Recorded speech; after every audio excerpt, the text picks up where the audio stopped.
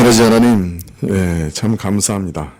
또 먼 길을 다녀오면서 또 캄보디아에 가서 사역하는 선교사님과 또 거기 있는 형제자매들에게 하나님의 사랑을 전달하고 온 우리 선교팀, 주님께서 참으로 지켜주시고 또 이렇게 건강한 얼굴들 다시 보게 하시고 또 오늘 하나님께 감사하게 하시니 이 시간 하나님께 참으로 감사드립니다.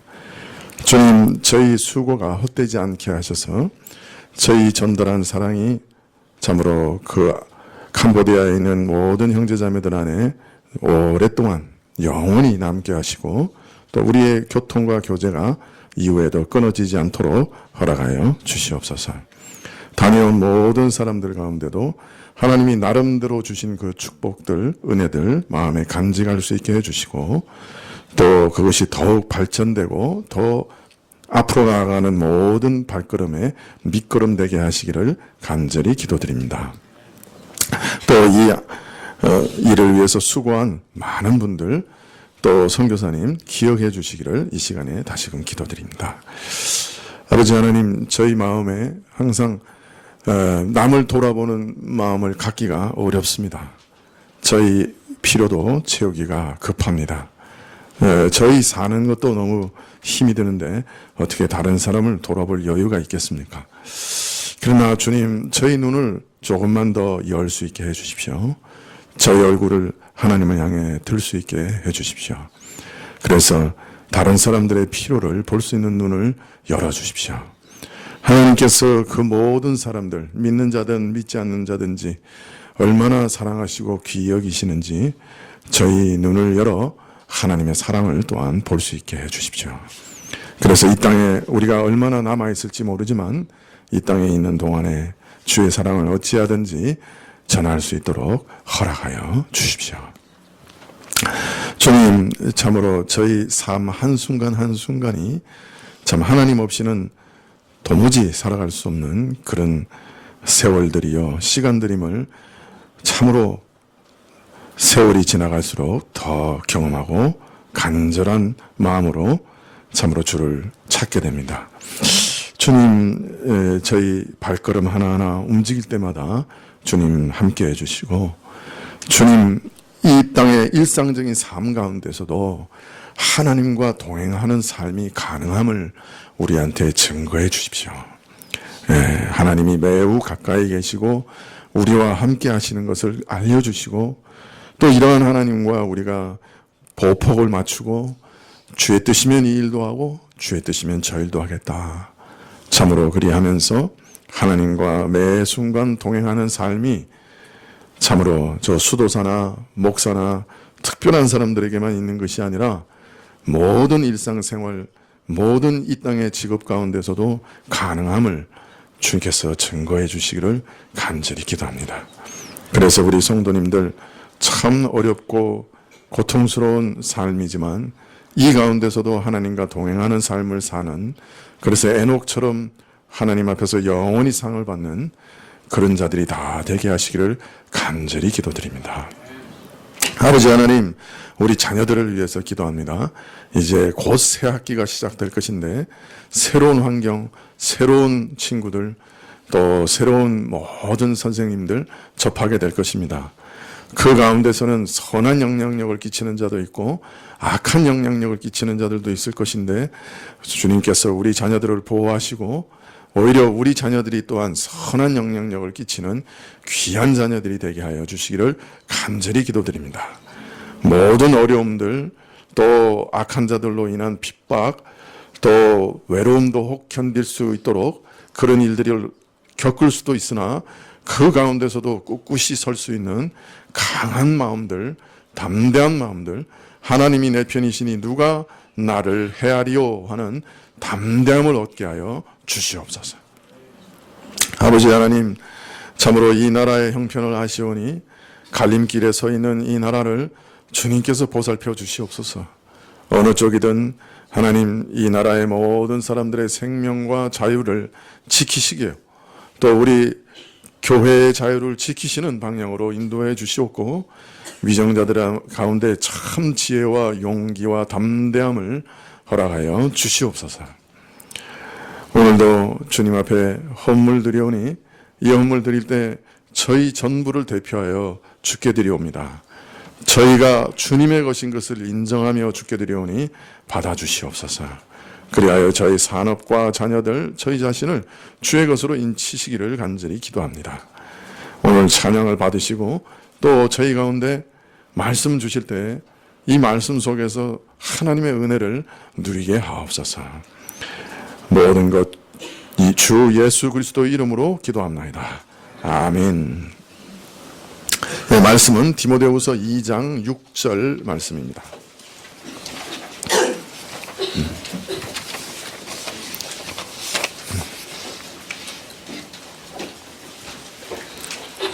디모데후서 2장 6절입니다.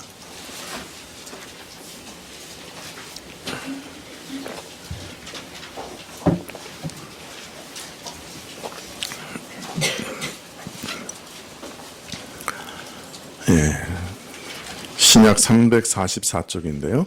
디모데후서 2장 6절 찾으신 줄 알고 봉독해 드리겠습니다. 수고하는 농부가 곡식을 먼저 받는 것이 마땅하니라.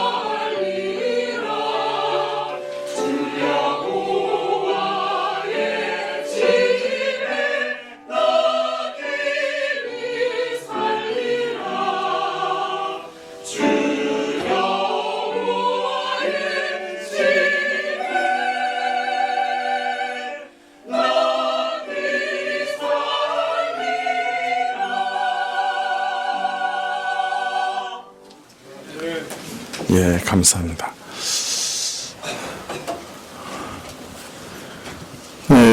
바울은 복음 전도자를 먼저 군사에 비유하고 계시죠. 복음 전도자는 영적 전쟁을 수행하는 군사와 같아서 고난을 받아야 하고 또 자기 생활에 얽매이지 말아야 된다. 그렇게 말씀합니다. 그러나 전도자는 자기 생활에 얽매이지 않고 고난을 감수하는 그런 헌신만으로는 부족하다, 그렇게 얘기하고 계세요. 왜냐하면 전도자는 경기장에서 경기하는 운동선수와 같기 때문에. 어떤 면에서 같은가? 규칙을 지켜야 한다 하는 면에서 같다. 복음 전도자는 그럼 어떤 규칙을 지켜야 하는가? 먼저 항상 사도들이 전해준 복음의 원형, 표준을 잘 지키고 그것을 전달해 줘야 되고, 또 자신도 그 복음의 표준에 합당한 자로 살아 하나님께 영광 돌려드려야 되고, 그 복음 안에 말씀하시는 것처럼 그리스도와 연합된 자로 그리스도의 능력으로 또 힘에 진하게 노력하며 수고하며 복음을 전해야 한다. 이것이 복음 전도자가 지켜야 할 규칙이다. 오늘 말씀에는 이처럼 그리스도의 능력으로 힘에 진하도록 수고하는 복음 전도자, 즉 농부가 곡식을 먼저 받는 것이 마땅하다, 이렇게 말씀하고 있습니다. 직역하면 수고하는 농부가 수고의 결실로 얻은 곡식의 첫 것을 받는 것이 마땅하다. 그러니까 수고하는 농부가 곡식의 첫 것을 받는 것이 마땅하다. 이것이 직역입니다. 자, 그러면 곡식의 첫 것을 받는다는 말의 뜻은 무엇일까요? 뭘 의미하는 것일까요? 곡식의 첫 것을 받는다. 많은 분들은 통상적으로 이것을 구약의 규례와 연결해서 해석을 합니다. 출애굽기 23장 19절에 보면 너의 토지에서 처음 익은 열매의 첫 것을 가져다가 너희 하나님 여호와의 전에 드릴지라, 이렇게 되어 있습니다. 자, 그러니까 이스라엘은 만일 포도가 열렸다고 할 때 그 포도 열린 것 중에 제일 첫 번째 포도송이는 어떻게 하는 거예요? 하나님의 전에 가져오는 거예요. 네. 자, 그러면 이 하나님의 전에서 이 포도송이를 받으면, 또는 열매를 받으면, 곡식을 받으면 어떻게 하느냐? 그걸 하나님께 이렇게 태워서 드리지 않아요. 민수기 18장 12절에 보면 그들이 여호와께 드리는 첫 소산 곧 제일 좋은 기름과 제일 좋은 포도주와 곡식을 내게 주었으니. 그 누구한테 줬다는 거예요? 이게 지금 제사장한테 얘기하는 거거든요. 제사장에게 줬다, 그렇게 되어 있습니다. 그래서 처음 익은 열매는 성전에서 섬기는 제사장들의 목이었어요. 원래 이 제사장들은 이스라엘에 그 산업이 없었죠. 땅이 없었어요. 그 농사 지을 땅이 한 평도 없었습니다. 성전의 직무에 충실하면서 농사 지을 시간도 없는 거죠. 그래서 이 사람들은 어떻게 살았느냐? 이스라엘의 공궤, 즉 이스라엘이 가져오는 것으로 살았습니다. 오늘 말씀은 이 구약의 규례와 연관시켜서 해석하는 경향이 많습니다. 바울은 바로 앞에서 복음 전도자들은 그리스도의 군사들로서 자기 생활에 얽매일 수 없다, 그렇게 말씀하셨죠. 그래서 생계를 유지하는 일에 매달릴 수 없는 형편이에요. 그러면 복음 전도자는 어떻게 생활하느냐? 마치 구약에서 성전에서 수고한 제사장들이 이스라엘로부터 공개를 받는 것처럼, 이스라엘이 가져오는 것으로 살았던 것처럼 복음 전도자들도 교회로부터 공개를 받도록 하셨다. 오늘 말씀이 그 말씀이다, 이렇게 해석하는 것이죠. 그래서 오늘 구약 규례를 신약의 복음 전도자에게 적용하고 있는 것이죠. 이런 가르침을 많이 받아온 탓인지 요즘도 교인들 중에 농사를 지어 얻은 첫 수확은 목사 것이라고 해서 맨 처음 딴 오이나 참외나 수박 이런 거 가져오시는 분들이 있어요. 여하튼 목사는 교인들 가져오는 걸로 먹고 삽니다. 제가 오늘 맨 이 넥타이도 누가 첫 월급 탔다고 가져다 줬고, 이 와이셔츠는 누가 결혼했다고 줬고, 제가 입고 있는 내복도 누가 첫 월급 탔다고 내복도 가져다 주고 그래, 목사는 사실 가져다 주는 걸로 먹고 살아요. 네, 그것이 어떤 면에서는 오래된 규칙인데요. 고린도전서 9장 4절 이하에 보면 이 규칙에 대해서 이렇게 얘기합니다. 바울이 얘기하는데요. 우리가 먹고 마시는 권이 없겠느냐? 우리가 다른 사도들과 주의 형제들과 게바와 같이 자매된 아내를 데리고 다닐 권이 없겠느냐? 어찌 나와 바나바만 일하지 아니할 권이 없겠느냐? 누가 자비량하고 병정을 다니겠느냐? 누가 포도를 심고 그 실과를 먹지 않겠느냐? 누가 양떼를 기르고 그 양떼의 젖을 먹지 않겠느냐? 내가 사람의 예대로 이것을 말하느냐? 율법도 이것을 말하지 아니하느냐? 여기서 먹고 마신다고 하는 것은 일상생활을 영위하는 걸 말하고, 아내를 데리고 다닌다고 하는 것은 가정생활을 영위하는 것을 말합니다. 누가 자비량하고 병정을 다니겠느냐?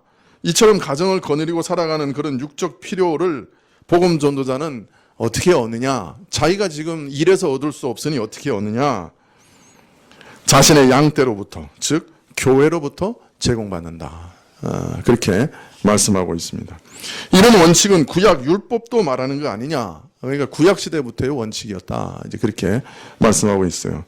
따라서 복음을 전하는 자는 생기에 필요한 물질을 교회로부터 제공받는 것이 오래전부터 내려온 규칙이다.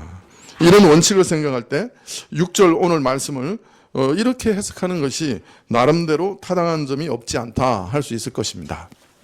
그러나 오늘 말씀을 조금 살펴보면 구약에서는 농부가 그걸 어디다 가져오는 거예요? 성전에 가져오는 거예요. 그런데 여기 오늘 말씀에는 농부가 수확한 것 중 첫 것을 하나님께 바치는 것이라고 말하지 않고 농부가 수고하고 거둔 열매의 첫 것을 농부가 받는 것이다. 이렇게 얘기하고 있어요. 그러니까 이게 전혀 다른 적용이란 말이에요. 그죠? 구약에서는 첫 것을 성전에 가져오고, 그러니까 그래서 성전에서 제사장이 그것을 쓰는 건데, 여기서는 농부가 첫 열매를 자기가 얻는 것이라고 그렇게 얘기하고 있습니다. 그런 만큼 구약의 규례를 여기다 막바로 적용하면 적용이 좀 이상해져요. 어색해져요. 물론 복음 전도자가 교회의 공개를 받고 살아가는 것이 규칙인 것, 그것은 사실이지만, 그러나 오늘 말씀이 그럼 그 규칙을 얘기하느냐? 그렇게 하려고 하면 이 적용이 좀 어려워져요. 여러 가지 막 2중, 3중으로 막 이렇게 적용을 얽어서 해야 되기 때문에 이게 쉽지 않습니다. 그럼 도대체 이건 뭘 말하는 것일까요? 우선 이 말씀은 복음 전도자가 복음을 전하는 바로 그 일을 통해서 누구보다도 먼저, 누구보다도 깊이 복음의 은혜를 누리게 된다. 그런 뜻이 아닌가 짐작이 됩니다. 여러분, 복음의 은혜를 누가 가장 먼저 얻습니까? 복음 전도자 자신이죠. 하나님의 사랑을 전할 때 그 사랑을 누가 가장 먼저 실감하겠습니까? 하나님 나라를 전할 때 그 나라의 복됨과 기쁨을 누가 가장 먼저 누리겠습니까? 생명의 말씀을 전할 때 그 생명을 누가 가장 풍성하게 누리겠습니까? 그 바로 복음 전도자 자신이겠죠. 목사는 늘 거룩한 성경 말씀을 묵상하게 되고 교회에서 그것을 설교하고 가르치고 또 상담하고 이런 일을 계속하니 그 생각이 거룩하게 되고 신령한 것을 항상 생각하게 되어서 자기 자신에게도 참 많은 유익을 얻게 하는 것이에요. 얻게 되는 것이에요.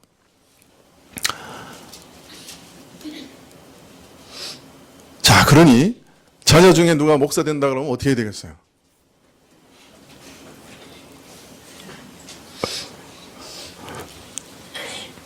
아직까지도 예스가 안 나와요. 몇 번 질문했는데. 자, 그런데 반대로 복음 전도자가 겪는 어려움도 있는 게 사실이에요. 이 사람이라는 게 처음에 참 귀중한 거 이렇게 경험해 보면 참 좋죠. 신기하고 놀랍고 귀중하고. 근데 그게 매일 계속되면 어떻게 돼요? 응? 그 반복되면 그게 습관이 돼서 귀중한 걸 잊어버려요.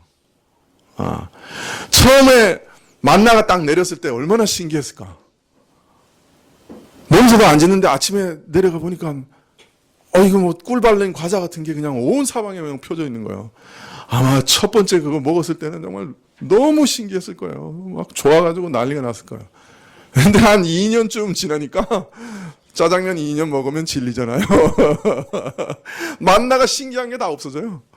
그리고 이스라엘이 불평하기 시작합니다. 아, 이 참 애굽에서는 그래도 수박도 먹고 참외도 먹고 뭐 마늘도 먹고 부추도 먹고 이랬는데 여기는 참 그런 것도 없고 이 설교에 부적합한 단어지만 이런 XX 말을 쏟아냅니다. 아, 그 신기한 건데 그 신기한 건 다 없어진 거예요. 참 그래서 사람이라는 게 아무리 귀중한 것도 자꾸 반복하다 보면 귀중함을 놓쳐버릴 때가 많아요. 그냥 습관을 따라 절차를 따라 무심하게 행하는 거예요. 참 자기가 전하는 복음의 깊은 뜻과 은혜에 자신이 젖지는 못할 때가 많은 거예요. 끝도 없이 한도 없이 계속 설교하고 가르치고 그 과정에서 정작 자기 자신은 제외돼요. 이게 목사의 함정이에요. 그래서 목사가 자기 설교에 은혜 받는 일 참 어려워요. 쉽지 않아요. 더욱이 다른 사람의 설교에 은혜 받는 일, 그 더 쉽지 않아요. 늘 하는 일이고 잘 안다고 생각하기 때문에. 거기서 은혜에 젖어 들어가야 되는데 그렇게 되지 않는 거예요. 목사가 제일 은혜 밖에 있어요. 열심히 성경 해석하고 설교하고 신방하고 사역하는데 기계적으로 일하면서 은혜 바깥에 있는 거예요. 이런 무서운 함정이 있어요. 어떤 목사님이 동문들 수백 명 목사님들 앞에서 설교를 하게 됐어요. 그래가지고 이제 밤에 끙끙 매면서 설교를 하는데 준비가 안 돼요. 근데 그 목사님의 아버지도 목사님이셨어요. 그 목사님 아버님이 이렇게 보더니 얘야 너무 애쓰지 마라. 왜요? 그래. 세상에 목사만큼 설교 안 듣는 사람 없어. 잘하든 못하든 아무 상관없다.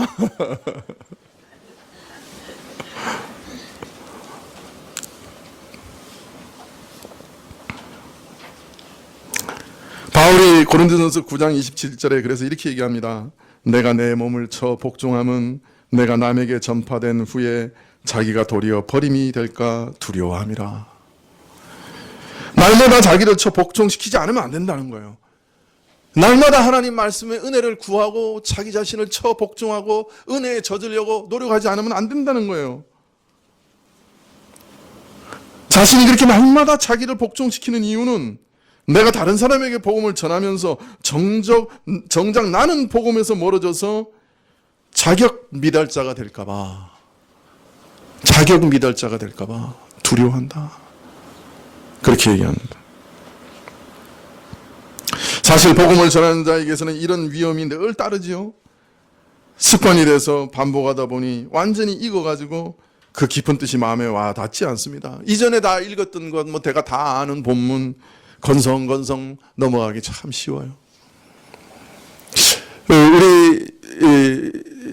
저희 이제 사역자들이 다 졸업한 학교가 이제 합동신학교라고 하는 이제 합동신학대학원 대학교라고 하는 학교인데 그 초대 총장이 박윤선 박사님이라는 분이셨어요.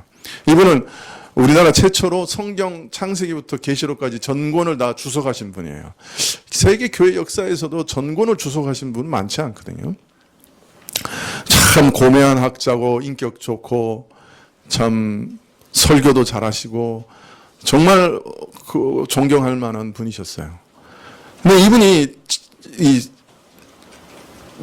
우리는 이제 채플 시간이라고 해서 오전에 예배 드리고 이제 그 강의를 많이 듣는데 이제 채플 시간에 맨 앞에 앉으셔가지고 이렇게 설교를 들으시는 거예요. 예, 저도 이제 그 전도사 시절에 그분한테 이제 마지막으로 배운 사람인데 뭐 수많은 이제 그 채플 시간에 올라오는 사람들은 전부 그 목사님한테 배운 이제 제자고 또 후배고 뭐 그런 사람들이 올라오는 거죠. 예, 저같이 교만한 전도사는 앉아가지고 이렇게 들으면서 이럽니다. 목사님 그 성경 해석이 좀 틀렸는데, 목사님 그 좀 도입 부분을 좀 더 잘 강화를 하지. 그 참 저렇게 설교를 해가지고 은혜 받겠나? 그러니까 은혜 받겠어요 그 전도사가. 설교를 분석하고 있어요. 이분은 참 해석 잘했네. 이거 참 어려운 본문인데 해석을 잘하네. 이러고 이제 있는 거예요. 근데 정작 그분은 앞에 앉아서 어떻게든 은혜 받으려고 참 기도하면서 주여 주여 그러고서 아멘 아멘 하면서 그 앞에서 앉아서 설교를 듣는 거예요. 참 존경스러워요. 지금 생각해 보니까 정말 존경스러워요. 그 나이에 어떻게 그럴 수 있었을까?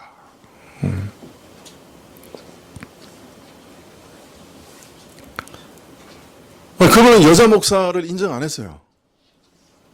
성경적이지 아니라고 생각했어요. 근데 여자 목사가 설교해도 그 앞에 앉아서 은혜 받으려고 노력했다고 그래요. 누가 설교를 하더라도 아무리 엉터리로 설교를 해도 그걸 거꾸로 해석하더라도 은혜를 받을 수 있다고 생각하고 거기 앉아서 어떻게든 은혜 받으려고 노력했다는 거예요. 왜냐하면 그게 자기 살 길인 줄 알았기 때문에. 설교를 잘하든 못하든 이 설교 가운데 내가 은혜를 받아야 산다. 그런 마음으로 참 가난한 마음으로 겸손하게 설교를 들었다. 저도 그런 모습을 봤고요. 이게 참 존경스러운 모습이었죠. 사실 근데 이런 어려움들이 우리 교우들에게도 있어요. 처음 믿는 분들은 어떤 면에서 말씀 한마디에 은혜를 얻고 모든 게 새롭고 그러니까 이게 참 귀가 쫑깃해서 듣고 하나님 예수님에 대해서 내가 혹시 자세를 흐트리지 않을까 이래가지고 아주 예배 시간에도 조심해요. 근데 오래 믿은 분들일수록 집사가 되고 장로가 되고 목사가 되면 이게 익숙해지는 거예요. 예배도 익숙해지고 다 아는 얘기고 그래서 그냥 넘어가는 거예요. 목사가 뭐 어디 본문 설교하면 에이 오늘 뭐 이렇게 설교하겠구만. 여러분 이제 다 알죠? 몰라요? 네. 그거 뭐 방향 그거 뭐 되게 알고 이거 오늘 무슨 얘기 하겠구나. 그리고 예배 가운데 하나님에 대한 자세도 흐트러지기 쉬워요. 그냥 딴 생각하고 그냥 그 참 왜 그 김밥을 갖다가 안 놓고 왔을까? 냉장고에 놓고 와야 되는데 그냥 딴 생각하고 있는 거예요 계속. 미숙한 사람은 미숙한 대로 위험하고 나름대로 유익한 점이 있으면 또 유익이 있고 오래 믿어 많은 연단을 받은 사람은 복음에 참 많은 은혜에 접해서 나름대로 좋은 것이 있지만 또 이런 위험한 면도 얼마든지 있는 것이에요. 이 긴장을 끝까지 하면서 조심해서 가는 게 쉽지 않아요. 참 쉽지 않아요. 목사도 마찬가지죠. 말씀을 보면서 내가 어떻게 이 말씀 속에서 은혜를 받고 내가 살까? 이렇게 돼야 되거든. 그래서 그 은혜 받은 가지고 설교를 해야 되는데, 목사는 이게 자동으로 뭐가 되냐면, 이거 어떻게 설교할 걸 찾나? 일이 돌아가요. 이게 자기가 죽는 길이에요, 사실은. 목사님들이 다른 사람 설교 들을 때 이렇게 막 적는 사람 있어요. 은혜를 받으려고 적는 게 아니고, 그 중에 설교할 거 땜방 하는 거예요. 그 설교 들으면서 야 이거 괜찮다. 설교 주제를 딱 적는 거예요. 참 누구나 다 빠지는 그런 함정인데 이 가난함을 유지하는 것이 참 쉽지 않습니다. 그러나 여러분 우리가 이 말씀 들으면서 한 주간 누릴 은혜를 못 가지고 나가면 그 마음은 칼칼하고 뭐가 답답하고 하나님하고는 뭐가 막혀 있는 것 같고 그냥 짜증나고 뭐 그렇잖아요. 어떻게든 이 말씀 속에서 은혜를 받아야 한 주간 살죠. 그런 참 가난한 마음으로 와서 설교를 들을 때 은혜가 되죠. 사실은 또. 잔이 가득 넘쳐 있는데 물 아무리 부어봐봤자 담을 길이 있나요? 왜 가난하게 비어 있을 때 그게 다 채워지는 거죠. 사실 그러나 복음 전하는 일만큼 귀중한 일이 있겠어요. 어려움도 많고 위험도 많이 따르지만 참 자신이 경성해서 주의하면서 가난하게 복음의 은혜를 구하고 또 그 복음을 전한다고 하면 누구보다 먼저 누구보다 깊이 누구보다 풍성하게 하나님의 은혜를 누릴 수 있는 직분이니 이 일보다 귀한 것은 없다고 생각이 들어요. 자, 이 말씀은 또 이런 의미가 있을 수 있습니다. 먼저 자기가 제일 먼저 은혜를 누리게 되는 그런 것을 말씀하시고, 또 열매라고 했으니까 그 자기가 전도하고 자기가 수고한 것의 열매를 제일 먼저 누린다고 하는 의미도 있을 거예요. 여러분, 복음 전도자가 천국에 가서 누리는 제일 큰 상이 뭐겠어요? 제일 큰 상이 뭐겠어요? 박 목사가 천국에 가서 누리게 되는 제일 큰 상이 뭐겠어요? 여러분 전부를 천국에서 보는 거예요. 이게 제가 누릴 최고의 상이에요. 그러면 저는 소망이 없어요. 다른 거 아무것도 안 오네요. 여러분 전부를 영원히 천국에서 보는 거, 그거 제가 제일 원하는 상이에요. 그것이 제게 면류관이에요. 데살로니가전서 2장 19절에 이렇게 얘기합니다. 우리의 소망이나 기쁨이나 자랑의 면류관이 무엇이냐? 그의 강림하실 때 우리 주 예수 앞에 바로 너희가 아니냐. 데살로니가 교인이 바울 사도의 면류관이라고 그래요. 재림할 때, 예수님 재림하실 때 그 천국에서 각 사람을 보게 되는 것, 그게 자기에게는 최고의 상이다. 그렇게 얘기합니다. 세상에 참 여러 가지 직업이 있죠. 네. 그러나 유능하고 선량한 사람이라고 해도 대부분은 자기 가족 먹여 살리는 그 일이 대부분일 겁니다. 사실 일에서 보람과 의미를 찾는다고 하지만은 사실 자기 그 소망대로, 자기 원대로, 자기 계획대로 일을 해서 거기서 보람과 가치를 얻는 사람이 몇이나 되겠습니까? 참 저는 개혁주의 목사로서 우리 모든 교인들이 가지고 있는 직업도 하나님이 주신 소명이라고 생각하고, 거기서 하나님께 영광을 돌려드려야 된다고 생각하고, 그것으로 인해서 보람과 가치를 누려야 된다고 생각합니다. 그리고 그렇게 설교하지요.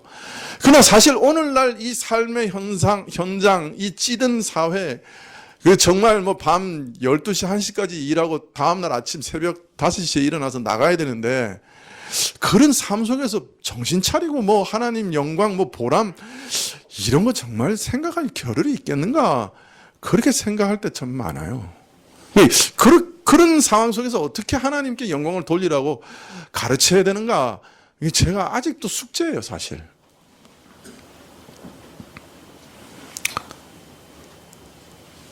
사람들 열심히 일은 하지만은 얘기 들어보면 불만이 많아요. 불평이 많아요. 그리고 또 어느 정도 시간이 지나면 다 인생 허무하다 그래요. 사실 사람에게 쾌락을 주는 것 중에 일보다 더 큰 쾌락을 주는 건 없어요. 마약보다 일이 더 강해요, 사실은. 그래서 일을 한 일주일 놓고 살면은 그 사람 그 살 맛이 안 나는 거예요. 근데 그 일 중에도 보람을 느끼면서 살 수 있는 일이 몇이나 되겠냐 말이에요.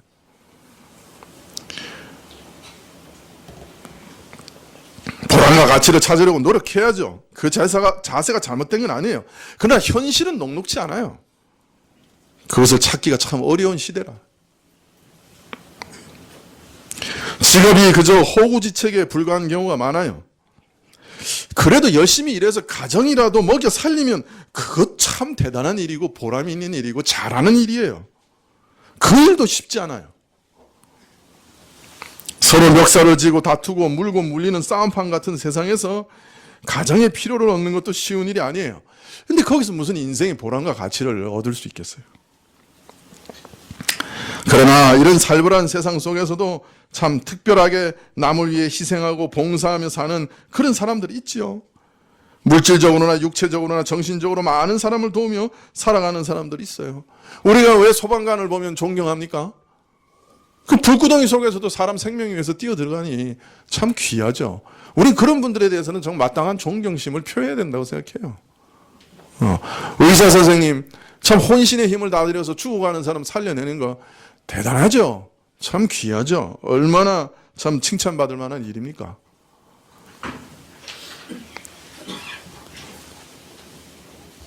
참 그렇지만 한번 생각해 보세요. 의사 선생님들 죄송합니다. 그렇게 살려놓으셔도 시간 지나면 병들어서 다 죽어요. 그죠? 안 죽는 사람 없어요. 그러나 복음 전도자가 하는 일은 얼마나 귀합니까? 참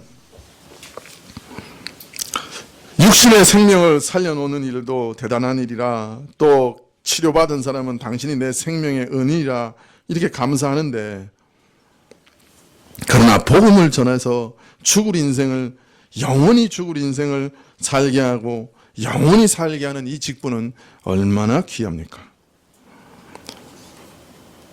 얼마 있다가 사라질 육신의 생명을 치료해도 참 대단한 일인데, 하물며 죄로 죽은 영혼을 살리는 일이야.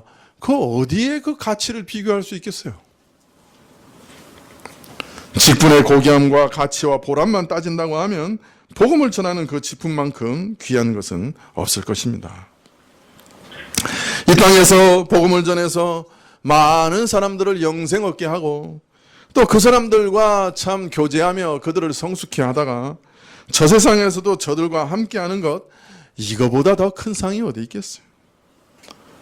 이 땅에서는, 이 세상에서는 좋은 것 별로 누리지 못하고 혹 가난하고 혹 헐벗고 혹 손가락질 받고 살아가게 될지도 모르겠지만, 마지막 날 그리스도 앞에 선 무리 중에 자신이 복음 전도로 인해 살게 된 사람들이 함께 서 있는 것을 보게 된다면 그 순간 얼마나 무한한 가치와 보람을 느끼게 되겠어요? 얼마나 큰 영광과 기쁨을 누리게 되겠어요? 아, 내 인생은 헛되게 살지 않았구나 고백하게 되겠죠. 복음 전도자는 사실 바로 이런 열매들을 제일 먼저 누리는 사람들이에요. 복음을 전해서 사람들이 살아날 때 얼마나 기쁩니까? 그런 기쁨을 제일 먼저 누리는 사람이 복음 전도자예요. 그게 복음 전도자의 삶의 열매고 상이에요. 마지막으로 복음 전도자의 사역이 하나님을 기쁘시게 하면 하나님께서 그 사실을 영원히 기억하시고 그 가치마저 영원히 보존해 주신다, 그렇게 얘기를 하셔요. 전도자가 받을 상이 바로 이것이다. 고린도전서 3장 10절에 보면 이런 말씀이 있어요. 한번 찾아보시겠습니까?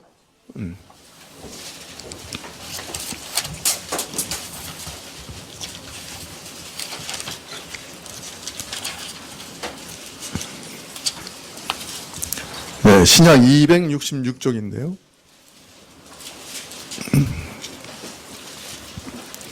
고린도전서 3장 10절입니다.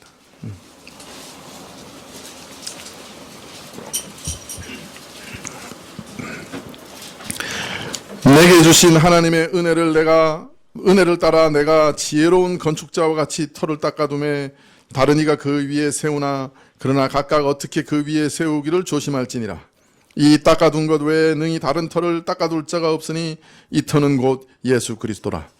만일 누구든지 금이나 은이나 보석이나 나무나 풀이나 지푸로 이 터 위에 세우면 각각 공력이 나타날 터인데 그날이 공력을 밝히리니 이는 불로 나타내고 그 불이 각 사람의 공력이 어떠한 것을 시험할 것임이니라. 만일 누구든지 그 위에 세운 공력이 그대로 있으면 상을 받고 누구든지 공력이 불타면 회를 받으리니 그러나 자기는 구원을 얻되 불 가운데 얻는 것 같으리라. 바울은 지금 그리스도의 교회를 세워갈 때 사역자들이 주의해야 할 일이 있다고 가르치고 있습니다. 복음의 토대는, 복음의 원형과 표준으로 그 토대는 이미 놓여져 있습니다. 그런데 이 토대 위에 교회를 세워갈 때 주의해야 합니다. 마치 집을 지을 때 터 위에 기둥을 세우고 지붕을 얹고 벽을 세우고 건물을 완성해 나가는 것처럼 교회도 예수 그리스도의 복음의 터 위에 각자의 사역자가 그 맡은 직임대로 교회의 이런 부분 저런 부분을 다양하게 세워나갑니다.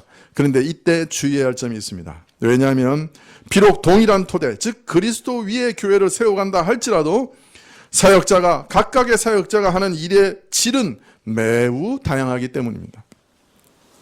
이 목회자는 이런 면에서 교회에 유익을 주고 저 목회자는 저런 면에서 교회에 유익을 주고 부족한 부분을 온전케 하고 부족한 부분을 채워가는데, 근데 그 일의 질이 매우 다양하다 그래요. 비유컨대 금, 은, 보석, 나무, 풀, 집과 같이 다양한 질이 있다. 그렇게 얘기합니다. 그런데 그리스도라고 하는 토대 위에 각자의 직임과 능력을 따라 다양한 모습으로 교회를 지어갈 때 그 일의 질이 어떠하든지 그 교회의 모습이 어떠하든 거지 아무 상관없다. 모든 것이 다 좋다. 이것도 좋고 저것도 좋다. 어떻게 해도 좋다. 그런 것은 결코 아니라는 거예요. 결코 아니라. 왜냐하면 교회를 세워가는 일에 참여하는 모든 사람들의 일, 그 수고의 성격과 질이 드러나 평가받는 날이 올 것이기 때문이다. 그날에는 각자의 일이 그 성격과 질이 불로 시험을 받을 것이다. 만일 불 가운데 타지 않고 남는다면 상을 받을 것이지만 불에 타 없어지면 해를 받을 것이다. 그렇게 말하고 있습니다. 교회를 세워가는 일이 금과 은, 보석, 나무, 풀, 집과 같이 다양한 질의 일들이 있지만 그러나 오직 두 가지로 평가될 것이라고 그래요. 평가는 두 가지밖에 없다 그래요. 질은 다양한데 평가는 두 가지밖에 없다. 자, 교회를 세워가는 사역자의 일이 그들이 이루어 놓은 교회의 모습이 그 질을 시험하는 불 속에서 타지 않고 남느냐, 즉 영원한 가치와 의미를 가질 것이냐, 아니면 다 타 없어져 버리고 일시적이고 잠정적인 가치와 의미만을 갖는 것으로 드러날 것이냐, 두 가지 평가밖에 없다는 거예요. 질은 다양하지만 남느냐 안 남느냐 그밖에 없다는 거예요. 자, 마지막 날 불심판을 만나게 될 터인데 불에 타 없어지는 것, 그것은 다 타버릴 것이에요. 성경은 이렇게 얘기합니다. 마지막 날 예수께서 재림하십니다. 그러면 우리 모든 이 땅이 다 체질이 풀어지고 다 불타버릴 것이라고 얘기해요. 아인슈타인이 이전에는 그게 무슨 말인지 몰랐어요. 근데 아인슈타인이 가르쳐줬어요. 물질은 에너지가 될 수 있고 에너지는 물질이 될 수 있다. 그렇게 가르쳐준 거예요. 사실 이 지구가 타버린다 이런 건 생각도 못했죠. 이 우주가 타버릴 거다 이거 생각도 못했죠. 그러니까 성경은 사실 이 지구가 지금도 이렇게 움직이고 지금도 이 물질을 구성하고 있는 것은 성령께서 붙잡고 계시기 때문에 가능하다고 그래요. 지금도 과학자들은 어떻게 이 원소가 이렇게 그 여러 종류가 원소가 몇 개 안 되잖아요. 그죠? 120 몇 개죠? 128개? 그 인간이 막 만들어내는 원소 말고 자연계에 있는 게. 예? 이거 중학교 문제인데. 이렇게 있어요. 100 몇 개밖에 안 돼요. 근데 그런 게 이렇게 막 묶여져 가지고 그 어떻게 이렇게 단단한 이 참 땅이 되고 우리가 이렇게 서 있는 이게 되는지 그 신기하잖아요. 그죠? 그 과학자들은 그게 어떻게 그렇게 구성되고 그게 물질이 계속 이게 흐트러지지 않고 이게 물질로 존재하는지 그거 알기 위해서 지금 돈을 수십억 쏟아붓고 있어요. 그 방사선 가속기라고 그래가지고 그냥 그 전자나 중성자나 양자나 이런 걸 갖다가 그냥 수백 번 이렇게 가속기 안에서 돌려가지고 그냥 꽝 충돌시켜가지고 거기서 흩어지는 입자를 보고 아 혹시 이 어떤 입자의 능력으로 이 물질이 이렇게 붙들어져 있느냐 그거 알아보려고 난리예요 지금. 그 사진 하나 찍어가지고 그거 튀어나오는 거 보려고 난리를 피고 있어요. 근데 진짜인지 아닌지 그 해석하는 사람 나름이에요. 근데 성경은 아예 딱 얘기하세요. 성령이 붙잡고 계시다.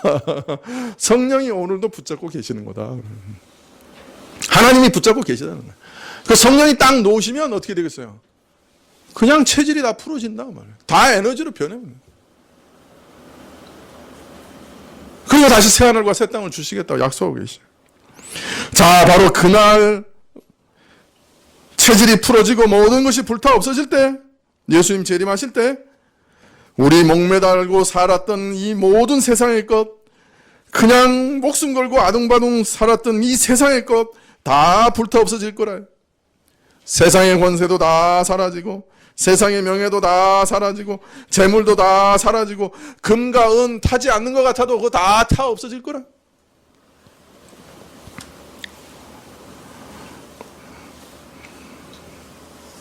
따라서 여기 두 가지 평가는 이렇게 말씀드릴 수 있어요. 마지막 날에 불타 없어질 허망한 세상의 것으로 교회를 세우느냐, 아니면 영원한 하늘나라에서 하나님 앞에서도 그 의미와 가치를 상실하지 않는 거룩하고 하늘에 신령한 것으로 교회를 세우느냐, 그것에 따라 평가를 받을 거라는 거예요.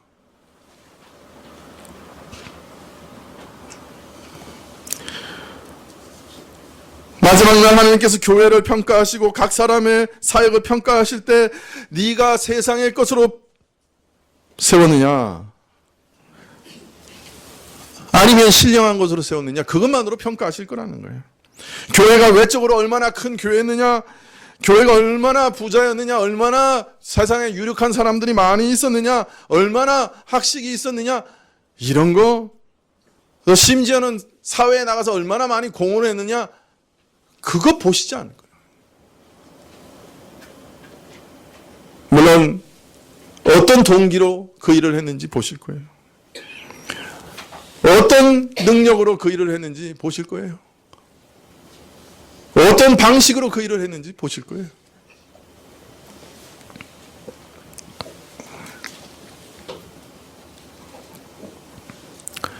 세상에 잠깐 있다가 다 불타 없어지는 것, 그것 보시지 않을 거예요. 안중에 두지 않으실 거예요.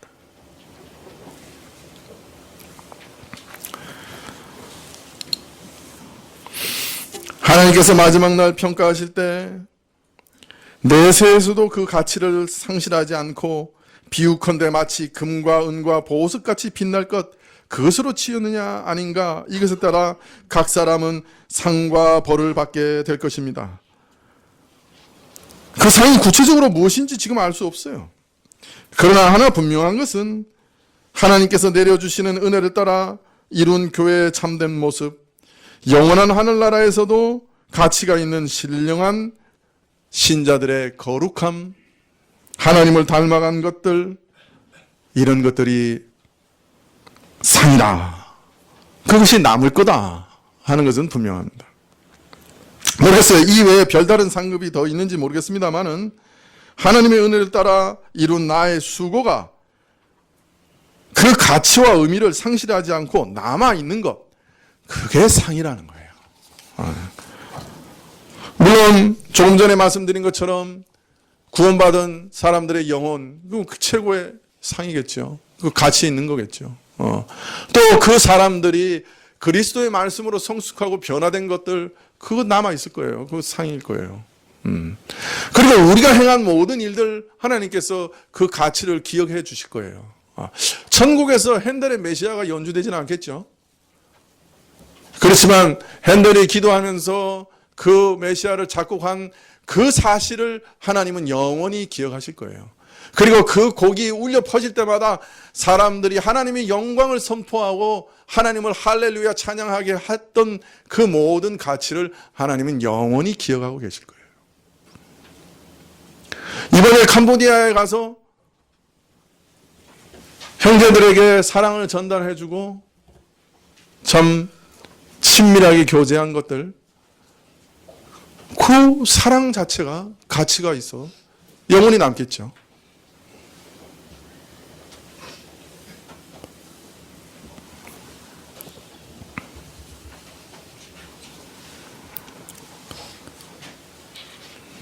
참 불타 없어지지 않고 영원한 가치를 지닌 것으로 우리 삶이 천국에서 드러나면 얼마나 좋을까요?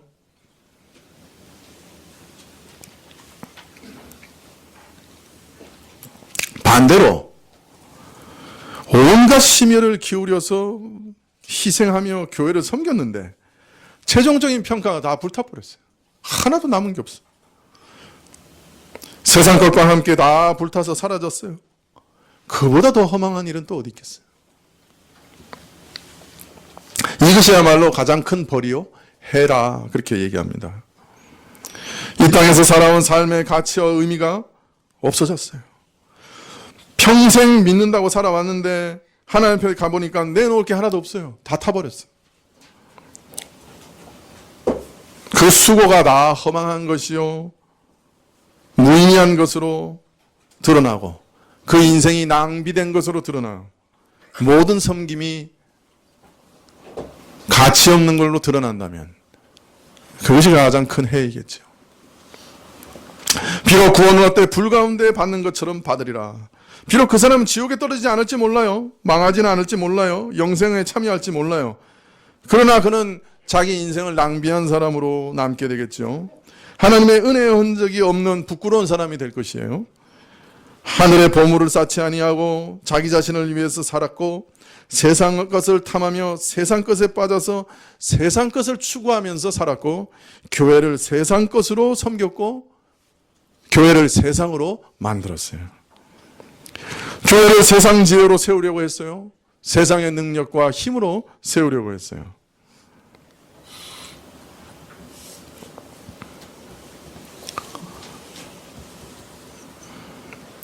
그렇게 될 때 교회가 세상과 함께 다 불타버려서 아무 의미도 남지 않게 될 것입니다.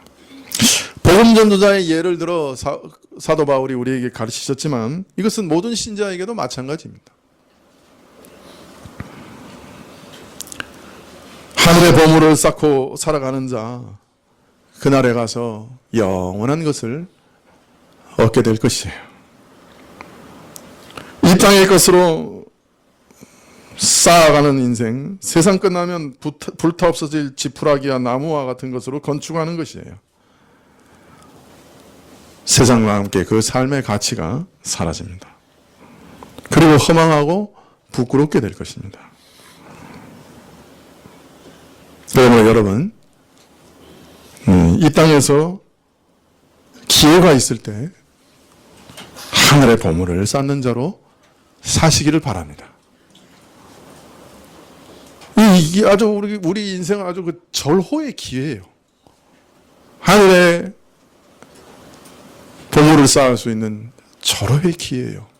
인생 지나가 버리면 그런 기회 없어요. 이제 다시 없는 거예요.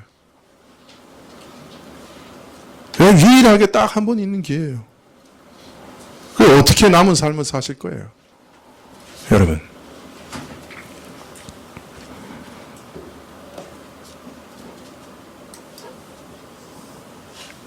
그래서 바울은 고린도전서 15장 58절에 이렇게 얘기하십니다. 그러므로 내 사랑하는 형제들아 견실하며 흔들리지 말며 항상 주의 일에 더욱 힘쓰는 자들이 되라. 이는 너희 수고가 주 안에서 헛되지 않은 줄을 알미라. 형제들아 견실하며 흔들리지 말며 항상 주의 일에 더욱 힘쓰는 자들이 되라.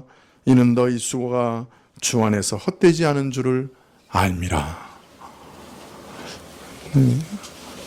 이번에 가서 차유미 선교사님 만나 뵈니까 어때요? 견실하고 흔들리지 않으며 그죠? 주의 일에 힘쓰는 자를 보고 오신 거죠? 제가 그분 만날 때마다 농담을 합니다. 차유미 선교사는 참 이상해. 누군가 한 번은 이 흔들림도 있고 이게 뭔가 이렇게 참 게을러지기도 하고 자기 하는 일에 대해서 좀 이렇게 의심도 가지고 이렇게 낙담도 하고 그러는데 어떻게 차유미 선교사한테는 그런 게 한 번도 없어. 걱정이야. 있어야 되는데. 그러면서 농담을 합니다. 그 정도로 견실해. 견실해.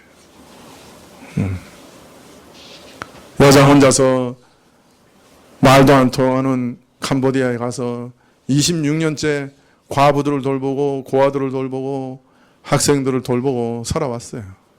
흔들림이 없었어요. 그 사람이 어디 가서 한 번 일을 했습니까? 돈을 벌었습니까? 그러나 하나님이 신실하게 지금까지 채워오셨어요. 천국에 가면 아마 제일 영광스러운 그런 사람이 될지도 모르죠.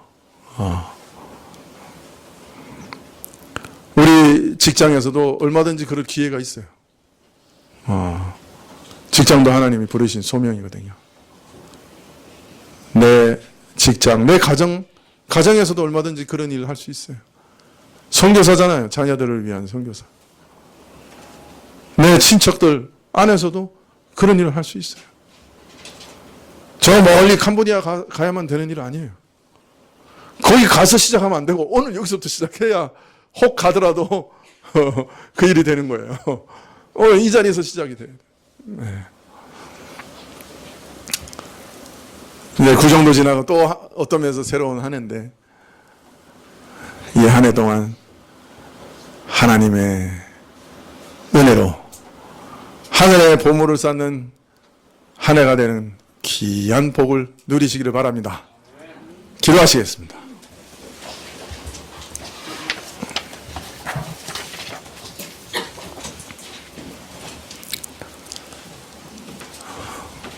참 많은 사람들이 말세지말이라 마지막 때 중에도 마지막 때라 말하는 시대를 우리가 살고 있습니다. 성경에서 분명히 예언하셨던 그 말세의 징조들이 아주 완연하게 아주 뚜렷하게 드러나고 있는 시대입니다. 또 우리 남은 삶도 참 얼마나 우리에게 시간이 주어졌는지 잘 알지 못하는 때입니다. 우리가 이런 긴장된 때에 어떻게 살아야 할지요? 하나님 우리에게 지혜를 주십시오. 참 우리가 무엇을 목적으로 살아가는 사람들인지 일깨워 주십시오. 이 땅의 것을 목적으로 두고 살 것인지 하늘의 것을 목적으로 두고 살 것인지 우리 마음에 확정하게 하여 주십시오. 예수님의 이름으로 기도합나이다. 아멘. 네, 544장 찬송 하시면 좋겠습니다.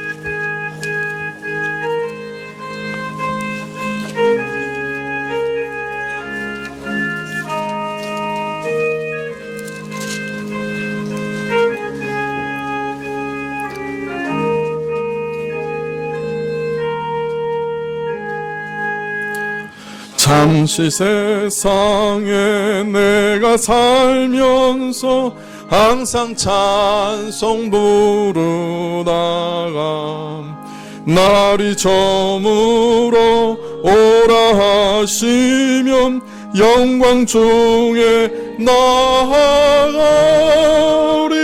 열린 천국문 내가 들어가 세상 짐을 내려놓고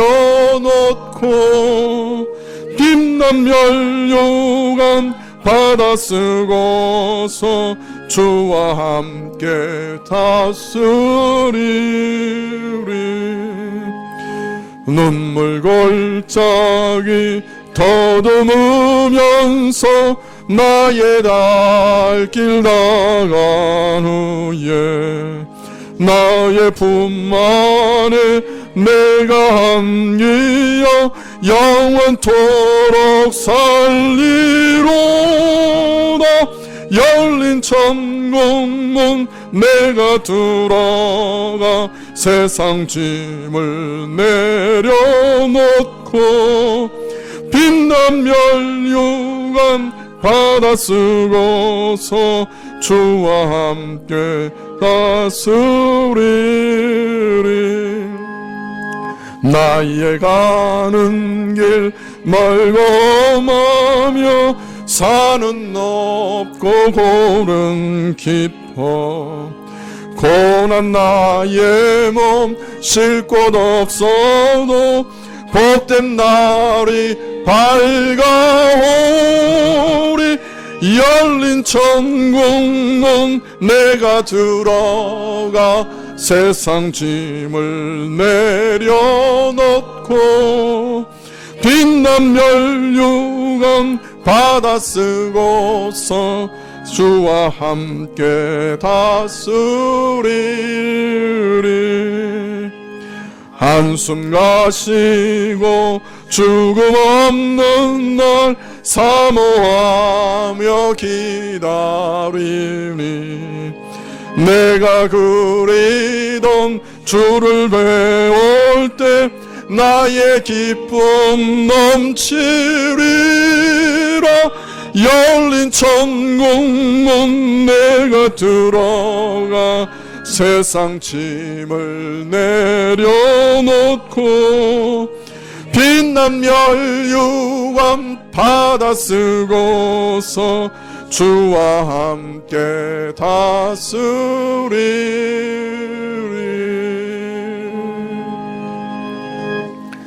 예, 이번에 캄보디아에 가는 것 위해서 헌금해 주시기를 부탁드렸는데 제가 알기로는 한 1,700만 원 조금 넘게 교우들이 헌금해 주신 걸로 알고 있습니다.